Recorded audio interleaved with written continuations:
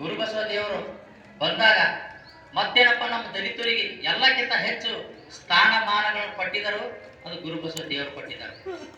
ಯಾಕಂದ್ರೆ ನಾವೆಲ್ಲ ನೋಡಿದೆವು, ನಮ್ದು ಏನು ಬೇರೆ ಊರಿಲ್ಲ, ನಮ್ದು ಇದೇ ಪಕ್ಕದಲ್ಲಿ ಅದು ನಾವು ಇಲ್ಲಿ ಹುಟ್ಟಿದ್ದು. ನಾವು ಏನಪ್ಪ ಅಂತಂದ್ರೆ ಇವತ್ತು ಅಭಿಮಾನ ಸಂತೋಷ ಪಡಿಬೇಕಾಗ್ತದ. ನಾವು ಎಲ್ಲದಪ್ಪ ಮಠ ಅಂದ್ರೆ ಅವ್ರು ಎಲ್ಲೋ ಅಂತ ತಿಳ್ಕೊಬೋದು, ಆದ್ರೆ ಹಂಗಿಲ್ಲ, ಎಲ್ಲದ ಮಠ ಅಂದ್ರೆ ನಮ್ಮ ಮನೆ ಬಾಜುದಾಗ ಅಂತ ತಿಳ್ಕೊಬೇಕಾಗಿದೆ. ಹಾಗಾಗಿ ಈ ಕಾರ್ಯಕ್ರಮಕ್ಕೆ ಮುಖ್ಯ ಅತಿಥಿಯಾಗಿ ಬಂದಂಥ ವಿಶ್ವನಾಥ್ ಮೌರ್ಯ ಅವರೇ, ಡಿ ಸಿಂಧೆ ಅವರೇ, ನಮ್ಮ ಗುಂಡಪ್ಪ ಅವರೇ, ನನ್ನ ಗುರುಗಳು, ನನ್ನ ಯಾವಾಗ ಏನಪ್ಪ ನನ್ನ ಆಶೀರ್ವಾದ ಇಟ್ಟಿರುವ ಗುರುಬಸವ ದೇವರಿಗೆ ಇವರೆಲ್ಲರಿಗೂ ಕೂಡ ನನ್ನ ಜಯವನ್ನು ಹೇಳುತ್ತಾ, ಇವತ್ತು ಬುದ್ಧ ಪೂರ್ಣಿಮಾ ಕ್ರಿಸ್ತ ಪೂರ್ವದಲ್ಲಿ ಇವತ್ತು 563 ಅಂತಾರೆ, ಕೆಲವರು 66 ಅಂತಾರೆ. ಹಾಗಾಗಿ ಇವತ್ತು ನಾವು ಏನಾದರೂ ಮಾಡಬೇಕಾದ್ರೆ ಹಿಂದು ಗುರು ಬೇಕು, ಮುಂದೆ ಗುರಿ ಬೇಕು. ಹಾಗಾಗಿ ನಾನು ಈ ಮಠದ ಒಬ್ಬ ಶಿಷ್ಯ, ಕಟ್ಟಾದ ಶಿಷ್ಯ ಮತ್ತು ಹಂತಲ್ಲ. ಈ ಮಠದ ನಾನಪ್ಪ ಅಂದ್ರೆ ಭಾಳ ನಾನು ಶಿಷ್ಯ ಆಗಿದ್ದೀನಿ. ಇವತ್ತು ನಾನು ಯಾರಾದರೂ ಗುರುಗಳು ಹರ ಅಂದ್ರೆ ಅದು ಗುರುಬಸವ ದೇವರು ಮಾತ್ರ ಹರ. ಅವರು ಏನು ಮಾರ್ಗದರ್ಶನ ಮಾಡ್ತಾರ, ನಾವು ಅದೇ ರೀತಿಯ ನಾವು ಮುಖಂತ ಬಂದಿದ್ದೆವು. ನಾವು ಸಣ್ಣದಿರೋದು ನಾವು ನೋಡ್ಕೊಂತೇವೆ. ಚನ್ನಬಸವ ಪಟ್ಟದೇವ್ರು ನೋಡಿದೆವು, ಬಸವಲಿಂಗ ಪಟ್ಟದೇವ್ರು ನೋಡಿದೆವು, ಗುರುಬಸವ ದೇವರು ನೋಡಿದೆವು. ಇವರು ದಲಿತರಿಗಾಗಿ ಬಹಳಷ್ಟು ಏನಪ್ಪ ಅಂದ್ರೆ ಅಭಿಮಾನ ಇಟ್ಕೊಂಡಿದ್ದಾರ. ದಲಿತರು ಅಂದ್ರೆ ಕೆಲವರು ಏನಪ್ಪ ಅಂದ್ರೆ ದೂರದಿಂದ ನೋಡ್ತಾರ, ಆದರೂ ಈ ಮಠದ ಏನು ಮೂವರು ಗುರುಗಳಾರ, ಅವ್ರು ಬಹಳ ಸಮೀಪವಂತ ಹೃದಯ ಇಟ್ಕೊಂಬಂತ ಗುರುಗಳಾರ. ಹಾಗಾಗಿ ನಾವು ಎಲ್ಲೇ ಹೋದರೂ ಮಠವನ್ನು ನಾವು ಏನಪ್ಪ ಅಂದ್ರೆ ಹೇಳ್ತೇವೆ, ಅಪ್ಪರ ಬಾರದ ಹೇಳ್ತೇವೆ. ನೆರೆಗದ ಅಪ್ಪರೇ ನಮ್ಮ ತೀರ್ಥ, ನೆರೆಗದ ಗಜೇಂದ್ರಗಡದಲ್ಲ, ಗದಗ ಜಿಲ್ಲೆ ಒಲ್ಲ ಮತ್ತೆ ಒಲ್ಲಿ ನಾವು ಹೋದಾಗ ಅನೇಕ ಏನಪ್ಪ ಅಂದ್ರೆ ಧರ್ಮದವ್ರು ಇರ್ತಾರ. ನಾನು ಮಠಕ್ಕೆ ಹೋದಳು, ಮಠದ ಸಣ್ಣದು ಅವ್ರು ಹೋದಾಗ ಅದೇ ಹೇಳ್ತಾ, ನಾವು ಹಾಲ್ಕಿ ಮಠದಿಂದ ಬಂದೇವ್ರಿ ಮತ್ತು ಚನ್ನಬಸವ ಪಟ್ಟದೇವರು, ಬಸವಲಿಂಗ ಪಟ್ಟದೇವರು ಅಂದ್ರೆ ಅವ್ರಿಗೆ ಏನಪ್ಪ ಅಂದ್ರೆ ನಮ್ಮ ಬಹಳಷ್ಟು ಏನಪ್ಪ ಅಂದ್ರೆ ನಮಗೆ ಕಿಮ್ಮತ್ ಕೊಡ್ತಾರೆ. ಯಾಕಂದ್ರೆ ಈ ಮಠದಿಂದ ಪಟ್ಟಾರ. ಹಾಗಾಗಿ ನನಗೆ ಸಂತೋಷ ವಿಷಯ. ನಾವು ಯಾರಿಗೆ ಮರ್ತರು ಅಪ್ಪರಿಗೆ ಮಾತ್ರ ನಾವು ಮರೆಯಲ್ಲ ಅಂತ ಹೇಳ್ತಾ ಎರಡು ಮಾತು ಮುಗಿಸ್ತೇನೆ. ಜೈ ಭೀಮ್, ಜೈ ಭಾರತ್, ಜೈ ಶ್ರೀ. ಇವತ್ತಿನ ಕಾರ್ಯಕ್ರಮದ ಮುಖ್ಯ ಅತಿಥಿಗಳಾಗಿ ಆಗಮಿಸಿ ನಮ್ಮ ಶಿವಕುಮಾರ್ ಮೇತ್ರಿ ಅವರು ತಮ್ಮ ಮನದಾಳದ ವಿಚಾರಗಳನ್ನ ಹಂಚಿಕೊಂಡ್ರು. ಇವತ್ತು ಬಸವಣ್ಣನವರು ಹೇಳಿರುವಂತಹ ವಿಚಾರ, ಇವನಾರವ ಎನ್ನದು ಇವ ನಮ್ಮವ ಎನ್ನುವಂಥದ್ದು ನಾವೆಲ್ಲಾದ್ರೂ ಕಾಣಬೇಕಂದ್ರೆ ಅದು ಭಾಲ್ಕಿ ಹಿರೇಮಠದಲ್ಲಿ ಎನ್ನುವಂಥ ಮಾತನ್ನ ಅವರು ತಿಳಿಸಿದ್ರು. ಅದು 100ಕ್ಕೂ 100 ಸತ್ಯವಾಗಿರ್ತಕ್ಕಂಥ ಮಾತನ್ನ ಅವರು ಈ ವೇದಿಕೆ ಮುಖಾಂತರವಾಗಿ ಹಂಚಿಕೊಂಡಿರ್ತಕ್ಕಂಥ ಕಾರ್ಯಕ್ರಮದ ಅತಿಥಿಗಳಾಗಿ ಬಂದಿರುವ ಶಿವಕುಮಾರ್ ಮೇತ್ರಿ ಅವರಿಗೆ ಒಂದ್ಸಾರಿ ಜೋರಾದ ಚಪ್ಪಾಳೆಯನ್ನ ತಟ್ಟಿ ಅವರಿಗೆ ಅನಂತ ಶರಣಾರ್ಥಿಗಳನ್ನ ತಿಳಿಸೋಣ. ಆರಂಭದಲ್ಲಿ ಬಸವಗುರು ಪೂಜೆ ಜೊತೆಗೆ ಶ್ರೀಶರಣ ಪಂಚಶೀಲ ಹೇಳುವುದರ ಮೂಲಕ ಬುದ್ಧರ ಭಾವಚಿತ್ರಕ್ಕೂ ಜೊತೆಗೆ ಶಿವನಾಗಮಯ್ಯವರ ಸ್ಮರಣೋತ್ಸವ ಕಾರ್ಯಕ್ರಮದ ಆರಂಭದಲ್ಲಿ ಪೂಜೆಯನ್ನು ಸಲ್ಲಿಸಿರುವ ನಮ್ಮ ಡಿ ಸಿಂಧೆ ಸರ್, ನಿವೃತ್ತ ಶಿಕ್ಷಕರು, ತಮ್ಮ ಒಂದೆರಡು ವಿಚಾರಗಳನ್ನ ನಮ್ಮೊಂದಿಗೆ ಹಂಚಿಕೊಳ್ಬೇಕಾಗಿ ವಿನಂತಿಸ್ತೇನೆ. 2469ನೆಯ ವಿಶ್ವಕ್ಕೆ ಶಾಂತಿ ತೋರಿದ, ಹಿಂಸೆ ಮಾರ್ಗನ ತ್ಯಜಿಸಿ ಸಕಾರಾತ್ಮಕ ಜೀವನವನ್ನು ನಡೆಸಲಿಕ್ಕೆ ಶಾಂತಿ ಮಾರ್ಗವನ್ನು ಜಗತ್ತಿಗೆ ತೋರಿಸಿದ ತಥಾಗತ ಭಗವಾನ್ ಬುದ್ಧ, ಬ್ರಹ್ಮವು ಗಣವಯ್ಯ, ಬ್ರಹ್ಮವು ಗಣ, ಬ್ರಹ್ಮವು ದೊಡ್ಡವನಲ್ಲ, ಅವನು ಕಮಲದಲ್ಲಿ ಹುಟ್ಟಿದ. ಹಾಗಾದ್ರೆ ಕಮಲು ಗಣವಯ್ಯ, ಕಮಲು ಗಣವಲ್ಲ, ಕಮಲು ಕೆಸರಿನಲ್ಲಿ ಹುಟ್ಟಿದ್ದು. ಹಾಗಾದ್ರೆ ಕೆಸರು ಗಣವಯ್ಯ, ಕೆಸರು ಗಣವಲ್ಲ, ಕೆಸರು ನೀರಿನಲ್ಲಿ ಹುಟ್ಟಿತ್ತು. ಹಾಗಾದ್ರೆ ನೀರು ಗಣವಯ್ಯ, ನೀರು ಗಣವಲ್ಲ, ನೀರು ಅಗಸ್ತ ಮಹರ್ಷಿ 3 ಬೊಕ್ಕಸಕ್ಕೆ ಸಾಲದೆ ಹೋಯಿತು. ಹಾಗಾದ್ರೆ ಅಗಸ್ತ ಮಹರ್ಷಿ ಗಣವಯ್ಯ, ಅಗಸ್ತ ಮಹರ್ಷಿ ಗಣವಲ್ಲ, ಅಗಸ್ತ ಮಹರ್ಷಿಯು ಕುಂಬಿನಲ್ಲಿ ಹುಟ್ಟಿದ, ಮಣ್ಣಿನಲ್ಲಿ ಹುಟ್ಟಿದ, ಭೂಮಿಯಲ್ಲಿ ಹುಟ್ಟಿದ. ಹಾಗಾದ್ರೆ ಭೂಮಿ ಗಣವಯ್ಯ, ಭೂಮಿ ಗಣವಲ್ಲ, ಭೂಮಿಯು ಶಿವ ನಾಗಕ್ಕೆ, ಸರ್ಪನಾಗಕ್ಕೆ ಕಿರುಬೆರಳಿಗೆ ಸಾಲದೆ ಹೋದ. ಇಲ್ಲಿ ಮುಖ್ಯವಾದಂತಹ ವಿಷಯ ಏನಂದ್ರೆ ಆ ಸರ್ಪವು ಕೂಡ ಪಾರ್ವತಿ ಕಿರಿಬೆರಳಿಗೆ ಸಾಲದೆ ಹೋದ. ಶಿವನ ಎಡತಡೆಯನ್ನು ಬಿಟ್ಟು ಬಲತಡೆ ನರಿಯಳು ಅಣ್ಣ ಬಸವಣ್ಣನ ಶಿವನ ಹೃದಯದಲ್ಲಿ ಐಕ್ಯನಾದ. ಈ ರೀತಿಯ ಸಂಬೋಧನೆ ಮಾಡಿರುವಂತಹ ಅಣ್ಣ ಬಸವಣ್ಣನವರ ಹೃದಯ ಮಂದಿರದಲ್ಲಿ ನೆನೆಸುತ್ತಾ, ಸನ್ಮಾರ್ಗದಲ್ಲಿ ಬುದ್ಧ ಬಸವಣ್ಣರ ವಿಚಾರಗಳನ್ನ ಈಗಾಗಲೇ ಗುರುಗಳು ಹೇಳಿದಂತೆ ಸಮಾನತೆ, ಬಂಧುತ್ವ, ನ್ಯಾಯ ಹಾಗೂ ಬ್ರದರ್ಹುಡ್ ಹುಟ್ಟಿಸುವಂತಹ ನ್ಯಾಯ ಸಂವಿಧಾನಕ್ಕೆ ಕೊಟ್ಟಿರುವಂತಹ ಪರಮ ಪೂಜ್ಯ ಬೋಧಿಸತ್ವ ಡಾಕ್ಟರ್ ಅಂಬೇಡ್ಕರ್ ಅವರನ್ನ ಹೃದಯದಲ್ಲಿ ನೆನೆಸುತ್ತಾ, ಭಾಲ್ಕಿ ಹಿರೇಮಠದ ಸಂಸ್ಥಾನದಲ್ಲಿ ನಾನು ದೊಡ್ಡ ಗುರುಗಳಾಗಿರುವಂತಹ ಚನ್ನಬಸವೇಶ್ವರ ಗುರುಗಳನ್ನು ನೋಡಿದ್ದೀನಿ, ಬಸವಲಿಂಗ ಪಟ್ಟದೇವರನ್ನು ನೋಡೀನಿ, ಗುರು ಬಸವನವರಿಗೆ ನಾವು ನೋಡ್ತಾ ಇದ್ದೆವು. ನಾನು ಬಹಳ ಸೌಭಾಗ್ಯಶಾಲಿ ಅಂತ ಈ ಸಂದರ್ಭದಲ್ಲಿ ಹೇಳಲಿಕ್ಕೆ ಇಚ್ಛೆನ ಪಡ್ತೇನೆ. ಯಾಕಂದ್ರೆ ಈಗಾಗಲೇ ಶಿವಕುಮಾರ್ ಮೇತ್ರೆ ಅವರು ಹೇಳದಂತೆ ಅನೇಕ ಸಂದರ್ಭಗಳಲ್ಲಿ ಸಾಮಾಜಿಕವಾಗಿ, ವೈಭಾವಿಕವಾಗಿ, ಧಾರ್ಮಿಕಗಳಲ್ಲಿ ಅನೇಕ ಪರಂಪರೆ ರೂಢಿಗಳು ಇದ್ದರೂ ಕೂಡ, ಅಲ್ಲಿ ಅನ್ಯ ಭಾವಗಳು ಇದ್ದರೂ ಕೂಡ ಸಾಕ್ಷಾತ್ ಪರಮಾತ್ಮನು ಬಂದು ಆ ವ್ಯವಸ್ಥೆಯನ್ನು ನಿವಾರಣೆ ಮಾಡ್ಲಿಕ್ಕೆ ಆಗೋದಿಲ್ಲ.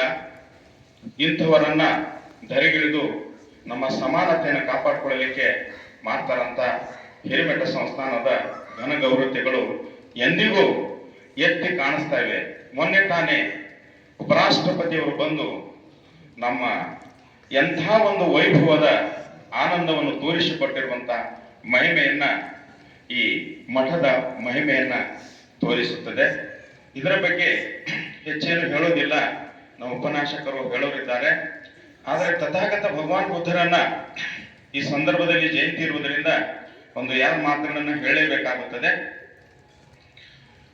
ಸುಮಾರವಾಗಿ 2469ನೇ ವರ್ಷದ ಹಿಂದುಗಡೆ ಇಂದಿನ ದಿನ ವೈಶಾಖ ಪೂರ್ಣಿಮೆಯ ದಿನ ತಥಾಗತ ಭಗವಾನ್ ಬುದ್ಧರು ಹುಟ್ಟಿದ ದಿನ.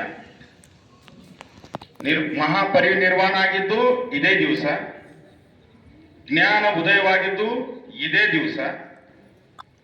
ಎಲ್ಲಕ್ಕಿಂತ ಮುಖ್ಯವಾಗಿ ಅವರ ಜೀವನದಲ್ಲಿ ಬಹಳಷ್ಟು ಹೆಚ್ಚು ಕಡಿಮೆ ರಾಜ್ಯ ಮನೆತನದಲ್ಲಿ ಜನಿಸುವ ಮಹಾಮಾಯಾ ಪ್ರಜಾಪತಿಯವರ ಹೊಟ್ಟೆಯಲ್ಲಿ ಹುಟ್ಟಿದಂತ ಸಿದ್ಧಾರ್ಥ ಗೌತಮ್, ಶುದ್ಧೋಧನ ರಾಜ, ಮಹಾಮಾಯಾ ಪ್ರಜಾಪತಿಯವರ ಹೊಟ್ಟೆಯಲ್ಲಿ ಹುಟ್ಟಿದಂತಹ ಈ ಮಗು ಯಾವಾಗ ಆ ಲುಂಬಿನಿ ವನದಲ್ಲಿ ತನ್ನ ತಾಯಿ ಮನೆಗೆ ಹೋಗ್ತಾ ಇದ್ದಳು ಮಹಾಮಾಯಾವತಿ, ಆ ಸಂದರ್ಭದಲ್ಲಿ ವೇದನೆ ಪ್ರಾರಂಭವಾಗಿದ್ದಾಗ ಆ ನಿಸರ್ಗದ ಮಡಲಲ್ಲಿ ಆ ಕೂಸಿನ ಜನನವಾಯಿತು. ಆ ಮಗುವಿನ ಜನನ ಆದಾಗ ಆಕಾಶದಲ್ಲಿರುವಂತಹ ಒಂದು ಸುಮೂದ್ರವಾದಂತಹ ಒಂದು ಶಬ್ದ ಕೇಳಿ ಬರುತ್ತದೆ, ಮಂಗಳವಾಗಲಿ, ಮಂಗಳವಾಗಲಿ, ಮಂಗಳವಾಗಲಿ, ಅಂದ್ರೆ ಒಳ್ಳೆಯದಾಗ್ಲಿ, ಒಳ್ಳೆಯದಾಗ್ಲಿ ಅಂತ ಶಬ್ದ ಕೇಳಿಸುವಂತಹ ತ್ರಿಪೀಠಕದಲ್ಲಿ ಬರೆದಂತಹ ಬಾಬಾ ಸಾಹೇಬರು ಹೇಳಿಕೊಟ್ಟಂತಹ ಭಗವಾನ್ ಬುದ್ಧ ಧಮ್ಮ ಅದರಲ್ಲಿ ವಿವರಿಸಿಕೊಟ್ಟಿದ್ದಾರೆ. ಆತನು ಭಗವಾನ್ ಬುದ್ಧರು ಬೆಳೀತಾ ಸಂದರ್ಭದಲ್ಲಿ ಅವರ ಜೀವನ ಚರಿತ್ರೆಯಲ್ಲಿ ಸ್ವಲ್ಪ ಸಮಾಧಾನದಿಂದ ನಾವು ನೋಡ್ಬೇಕಾದ್ರೆ, ನಮ್ಮ ಇತಿಹಾಸಕಾರರು ಇತಿಹಾಸವನ್ನು ತಿರುವು ಮಾಡಿಬಿಟ್ಟಿದ್ದಾರೆ. ಮೈಥಿಲಿ ಶರಣಗುಪ್ತರು ಒಂದ್ ಕಡೆ ಹೇಳ್ತಾರೆ, ಸಖಿಯೋ ಮುಜೆ ಕಹಕರ್ ಜಾತೆ, ಅಂದ್ರೆ ಅವರು ತನ್ನ ಹೆಂಡತಿ ಮಕ್ಕಳನ್ನ ಹೇಳಿ ಹೋಗಿಲ್ಲ ಅಂತ ಬರೆದಿದ್ದಾರೆ. ಆದ್ರೆ ಹಾಗಿಲ್ಲ. ಅವರು 16 ರಾಜ್ಯಗಳಿದ್ದವು, ಶಕ್ಯ ವಂಶ ಮತ್ತು ಕೋಳಿ ವಂಶ ಎರಡು. ಒಂದು ರೋಹಿಣಿ ನದಿ ಇತ್ತು, ರೋಹಿಣಿಯ ನದಿ ಅಕ್ಕಪಕ್ಕದಲ್ಲಿ 15 ದಿವಸ ಇವ್ರು ನೀರು ತಗೋತಿರೋ ಶಕ್ಯ ವಂಶದವರು, ಅಂದ್ರೆ ಗೌತಮ್ ಬುದ್ಧ ವಂಶದವರು. ಇನ್ನೊಂದು ಕಡೆ ಅವ್ರು ಬೇರೆ ಕಡೆ ಕೊಡ್ತಿದ್ರು. ಈಗ ನೀರಿನ ಜೊತೆಯಲ್ಲೇ ಜಗಳ ಆಗ್ತಾ ಇತ್ತು.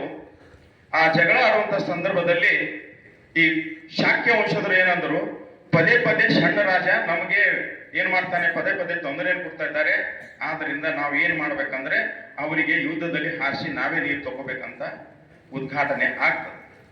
ಅದಕ್ಕ ಸಮಾಜದಲ್ಲಿ, ರಾಜ್ಯ ಮಹಾರಾಜ್ಯದಲ್ಲಿ ಸಭೆ ಸಮಾರಂಭದಲ್ಲಿ ನಿರ್ಣಯ ಆಗ್ತದ ಅವ್ರ ಜೊತೆ ಯುದ್ಧ ಮಾಡ್ಬೇಕಂತ ಆದ್ರೆ ತಥಾಗತ ಭಗವಾನ್ ಬುದ್ಧರು ಇವುದನ್ನ ನಿರಾಕರಿಸಿದ್ರು.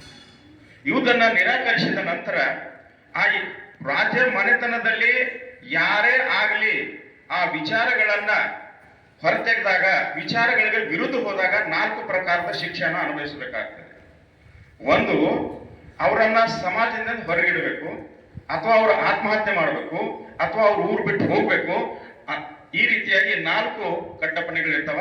ಅದಕ್ಕೆ ಅವ್ರು ವಿಚಾರ ಮಾಡ್ತಾರೆ, ನಾನು ಮಾತ್ರ ನನ್ನ ತಂದೆ ತಾಯಿಗಳಿಗೆ ಸಮಾಜದಲ್ಲಿ ದೂರಿಡೋದು ಬೇಡ, ನಾನು ಆತ್ಮಹತ್ಯೆ ಮಾಡ್ಕೊಳ್ಳೋದು ಬೇಡ, ಮತ್ತು ಯಾವುದೇ ರೀತಿಯಿಂದ ಕಷ್ಟ ಕಾರ್ಪಣೆ ಕೊಡಲಿದೆ ನಾನೇ ಸನ್ಯಾಸ ಅಂತ ಹೋಗ್ಬೇಕಂತ ಸನ್ಯಾಸವನ್ನ ಎಲ್ಲ ರೀತಿಯಾಗಿ ಹೇಳ್ಕೊಂಡು ಹೋಗ್ಕೊಂಡು ಅವರು ಸತತವಾಗಿ 6 ವರ್ಷ ಸತತ ಪ್ರಯತ್ನ ಮಾಡಿ ನೀರಿಲ್ಲದೆ, ಅನ್ನ ಇಲ್ಲದೆ, ಒಂದಾಗಳಿಲ್ಲದೆ ಅನೇಕ ರೀತಿಯ ಸಂದರ್ಭ ಮಾಡ್ಕೋತ ಹೋಗಿದ ನಂತರ ಕೊನೆಗೆ ಒಂದು ಮಹಾಮರದ ಕೆಳಗೆ, ಇವತ್ತಿನ ಬುದ್ಧಗಯಾದಲ್ಲಿ ಮಹಾಮರ ಇದೆ, ಆ ಮರದ ಕೆಳಗೆ ಹೋಗಿ ಕುಳಿತುಕೊಂಡಾಗ ಅವರಿಗೆ ಜ್ಞಾನ ಉದಯವಾಗ್ತದೆ. ಯಾವಾಗ ಅಂದ್ರೆ ಅಲ್ಲಿ ಸುಜಿತಾ ಎಂಬುವರು ರಾಜ್ಯ ಮನೆತನದ ಒಬ್ಬ ಹೆಣ್ಣು ಮಗಳು ಬಂದು ಆ ಗಿಡಕ್ಕೆ ಬೇಡ್ಕೊಂಡು ಹೋಗ್ತಾಳೆ, ನನಗೆ ಮಗು ಆದ್ರೆ ಮುಂದಿನ ವರ್ಷ ಬಂಗಾರದ ತಟ್ಟೆಯಲ್ಲಿ ನಾನು ನಿನಗೆ ಹುಗ್ಗಿಯನ್ನು ಕೊಡ್ತೇನೆ ಅಂತ ಹೇಳ್ಕೊಡ್ತಾರೆ. ಆ ಸಂದರ್ಭದಲ್ಲಿ ಏನಾಗುತ್ತದೆ ಅಂದ್ರೆ ತಥಾಗತ ಭಗವಾನ್ ಬುದ್ಧರು ಇದ್ದಾಗ ಅವರಿಗೆ ಆ ಹುಗ್ಗಿಯನ್ನು ಉಣಿಸಿದಾಗ ಅವರಿಗೆ ಹೃದಯ ಮನಸ್ಸು ತೃಪ್ತವಾದಾಗ, ಅವರು ಸಮಾಧಾನವಾದಾಗ ಅವ್ರು ಹೇಳ್ತಾರೆ, ಈ ಜಗತ್ತಿನಲ್ಲಿ ಎಲ್ಲಕ್ಕಿಂತ ಭಯಂಕರವಾದ ರೋಗ ಅಂದ್ರೆ ಹಸಿವು ಇದೆ ಅಂತ ಹೇಳಿ ತನ್ನ ಜ್ಞಾನ ಉದಯ ನನಗೆ ಆಗ್ತದೋ ಇಲ್ಲೋ ಅಂತ ಹೇಳಿ ರೋಹಿಣಿ ನದಿಯಲ್ಲಿ ಆ ತಟ್ಟೆಯನ್ನ ಬೀಸಾಡ್ತಾರೆ. ಇದು ವಿರುದ್ಧ ದಿಕ್ಕಿನಲ್ಲಿ ಹೋದ್ರೆ ನನಗೆ ಜ್ಞಾನ ಉದಯವಾಗ್ತದೆ, ಸಹಜವಾದ ರೀತಿಯಲ್ಲಿ ಹೋದ್ರೆ ಮಾತ್ರ ನನ್ನ ಜ್ಞಾನ ಉದಯ ಆಗೋದಿಲ್ಲ ಅಂತ ಹೇಳಿ ಹೇಳಿದಾಗ ನೇರವಾಗಿ ಅದು ಬಂಗಾರ ತಟ್ಟೆ ಎಲ್ಲಿ ಇರ್ತದಲ್ಲ ಅದೇ ಸಂದರ್ಭದಲ್ಲಿ ಆ ಗಿಡದ ಕೆಳಗೆ ಹೋದಾಗ ಅವರಿಗೆ ಜ್ಞಾನ ಉದಯವಾಗುತ್ತದೆ. ಆ ಜ್ಞಾನ ಉದಯವಾದಾಗ ಮೊಟ್ಟ ಮೊದಲಿಗೆ ಜಗತ್ತಿನಲ್ಲಿ ದುಃಖ ಇದೆ, ದುಃಖ ಯಾಕಿದೆ, ಆಶೆ ಇದೆ, ಆಶೆ ಯಾಕಿದೆ, ಮೋಹ ಇದೆ. ದುಃಖ, ಆಶೆ, ಮೋಹ ಇವುಗಳನ್ನು ಬಿಡಬೇಕಾದ್ರೆ ಅಷ್ಟಾಂಗ ಮಾರ್ಗ ಪಾಲನೆ ಮಾಡ್ಬೇಕಂತ ಹೇಳ್ತಾರೆ. ಅಷ್ಟಾಂಗ ಮಾರ್ಗ ಪಾಲನೆ ಹೇಳ್ಬೇಕಾದ್ರೆ ಬಹಳ ಸಮಯ ಆಗ್ತದೆ, ಇನ್ನು ಹೇಳೋರಿದ್ದಾರೆ. ಅದಕ್ಕೆ ಅಷ್ಟಾಂಗ ಪಾಲನೆ ಅಂದ್ರೆ ಕೊನೆಗೆ ಸಮಾಧಿ ಮತ್ತು ಮಹಾಸಮಾಧಿ ಆಗ್ತದೆ. ಪ್ರಾರಂಭದಲ್ಲಿ ಪ್ರಜ್ಞೆ ಅಂದ್ರೆ ಜ್ಞಾನ ಇದ್ದರೆ ಸಾಲದು, ಜ್ಞಾನಕ್ಕೆ ಶೀಲ ಬೇಕು, ಶೀಲ ಇದ್ದರೆ ಸಾಲದು, ಅದಕ್ಕೆ ಕರುಣೆ ಬೇಕು, ಕರುಣೆ ಇದ್ದರೆ ಸಾಲದು, ಅದಕ್ಕೆ ಮೈತ್ರಿ ಬೇಕೆಂಬಂತ ಬೋಧನೆಯನ್ನು ಅವರು ಹೇಳಿಕೊಟ್ಟಿದ್ದಾರೆ. ಕೊನೆಗೆ ಒಂದೇ ಮಾತನ್ನ ನಾನು ಇಲ್ಲಿ ಹೇಳಲಿಕ್ಕೆ ಇಚ್ಛೆ ಪಡ್ತೇನೆ. ಅಷ್ಟಾಂಗ ಮಾರ್ಗದಲ್ಲಿ ಸಮಾಧಿ ಮತ್ತು ಮಹಾಸಮಾಧಿ. ಸಮಾಧಿ ಅಂದ್ರೆ ಏಕಾಂತದಲ್ಲಿ ನಾವು ಕುಳಿತುಕೊಂಡಾಗ ಒಳ್ಳೆ ವಿಚಾರಗಳು ಬರ್ತದೆ. ಮಹಾಸಮಾಧಿ ಅಂದ್ರೆ ನಿಸರ್ಗಕ್ಕೆ ಸಂಕೋಲ್ಪರವಾಗಿ ವಿಚಾರಧಾರೆಗಳನ್ನು ಮಾಡುವಂತಹ ದಾರಿಯನ್ನು ತೋರಿಸಿದ್ದಾರೆ. ಆದ್ರೆ ಭಗವಾನ್ ಬುದ್ಧರಿಗೆ ಒಬ್ಬ ಶಿಷ್ಯ ದಾರಿಯಲ್ಲಿ ನಡ್ಕೋತ ಬಂದು ಕೇಳ್ತಾನೆ, ನನಗೆ ಸಮಯ ಇಲ್ಲ, ಒಂದೇ ಮಿನಿಟದಲ್ಲಿ ಭಗವಾನ್ ಬುದ್ಧ ಧಮ್ಮ ಏನಿದೆ ತಿಳಿಸಿ ಹೇಳ್ಬೇಕಂತ ಹೇಳಿದಾಗ ಅವ್ರು ಹೇಳ್ತಾರೆ, ರಾಜನೇ ನಿನಗೆ ಪ್ರಿಯವಾದಂತ ವಸ್ತು ಯಾವುದು, ಏನಿದೆ ನಿನ್ ಬಳಿ, ನಿನಗೆ ಅತ್ಯಂತ ಪ್ರಿಯವಾದಂತ ವಸ್ತು ಯಾವುದು ಅಂದ್ರೆ ನಾನು ತಂಬೂರಿ ಬಾರಿಸ್ತೀನಿ, ವೀಣಾ ಬಾರಿಸ್ತೀನಿ ಅಂತ ಹೇಳ್ತಾನೆ. ಹಾಗಾದ್ರೆ ವೀಣಾ ಅತ್ಯಂತ ಕಠೋರವಾಗಿ ಟೈಟ್ ಆಗಿ ಬಾರಿಸು, ಶಬ್ದ ಕೇಳಿಸ್ತದೇನ್ರಿ? ಸರಿಯಾಗಿ ನುಡಿಯಂಗಿಲ್ಲ. ಅತ್ಯಂತ ಲೂಸ್ ಮಾಡಿದ್ರು ಅದು ಶಬ್ದ ಸರಿಯಾಗಿ ಕೇಳಂಗಿಲ್ಲ. ಅದೇ ರೀತಿಯಾಗಿ ಮಧ್ಯಮದಲ್ಲಿ ಇದ್ರೆ ಮಾತ್ರ ಅದರ ಸ್ವರ ಕೇಳ್ತದ. ಹಾಗ ಇದು ಮಧ್ಯಮ ಮಾರ್ಗ, ಅತಿ ಕಠಿಣ ಅಲ್ಲ, ಅತಿ ಸುಲಭವಲ್ಲ, ಮಧ್ಯಮ ಮಾರ್ಗ ಅಂತ ಬೋಧನೆ ಮಾಡ್ತಾರೆ. ಸರಳವಾಗಿ ಶೀಲದ ಮೇಲೆ, ಚರಿತ್ರದ ಮೇಲೆ, ನಡತೆಯ ಮೇಲೆ, ಅಂತರಾತ್ಮದ ಮೇಲೆ ನಡ್ಕೊಂಡು ಹೋಗುವಂತಹ ಈ ಬೌದ್ಧ ಧರ್ಮವನ್ನು ಜಗತ್ತಿಗೆ ಸಾರಿದ್ದಾರೆ. ಈ ಬೌದ್ಧ ಧರ್ಮದಲ್ಲಿರುವಂತಹ ಇವತ್ತ ಗುರುಗಳು ಹೇಳಿದ್ರಲ್ಲ, ಅನೇಕ ಧರ್ಮಗಳಲ್ಲಿ, ಅನೇಕ ರಾಜ್ಯಗಳಲ್ಲಿ, ಅನೇಕ ದೇಶಗಳಲ್ಲಿ ಈ ಧರ್ಮನೇ ಚಾಲನೆ ಮಾಡ್ತಾರೆ. ಒಂದು ಉದಾಹರಣೆ ನಾನು ಹೇಳಲಿಕ್ಕೆ ಇಚ್ಛೆ ಪಡ್ತೇನೆ. ಮೊನ್ನೆ ಜಪಾನ್ದಲ್ಲಿ 3 ವರ್ಷ ಕೆಳಗೆ ಅಥವಾ 4 ವರ್ಷ ಆಗಿರ್ಬೇಕು ಸುಮಾರವಾಗಿ ಸುನಾಮಿ ಎಂಥೆಂಥ ಅತ್ಯಂತ ಮಹಾಮರಗಳು, ಎತ್ತರವಾಗಿರುವಂತಹ ಗಿಡ ಮರಗಳು ಮತ್ತು ಎತ್ತರವಾಗಿರುವಂತಹ ಅನೇಕ ಮಹಲ್ಗಳು ಬಿದ್ದು ಹೋದವು. ಆದ್ರೆ ಅಲ್ಲಿ ಭಗವಾನ್ ಬುದ್ಧರು ತಪಸ್ಸೆ ಮಾಡಿರುವಂತಹ ಜಗ, ಆ ಜಗಕ್ಕೇನೂ ಆಗಿಲ್ಲ ಅಂತ.